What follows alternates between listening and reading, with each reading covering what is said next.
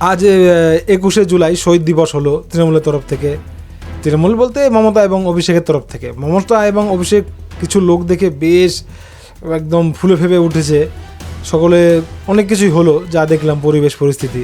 কিন্তু ওই যে সমস্ত কর্মীরা এসেছিল তাদের কিন্তু ডিম ভাত হলো না, তাদের আজ কিছুই খাওয়ায়নি এবার তৃণমূল, তাদের কিচ্ছু খাওয়ায়নি, খালি হাতে তারা ফিরে গেল, নিজের টাকা দিয়ে খেয়ে খেয়ে বা কী হয়ে গেল। খাওয়াবে কোত্থেকে?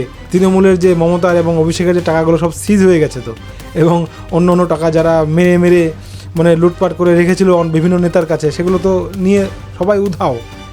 মোদ্দা কথা, মমতা এবং অভিষেকের কাছে যে মাল ছিল সেই মাল আর পাওয়া যাচ্ছে না। তাই যে সমস্ত কর্মীরা এসেছিল 5-10 হাজার মমতার ডাকে আর কি, ওই তারামণ্ডলের ওখানে, তারা না খেয়েই চলে গেল আজ।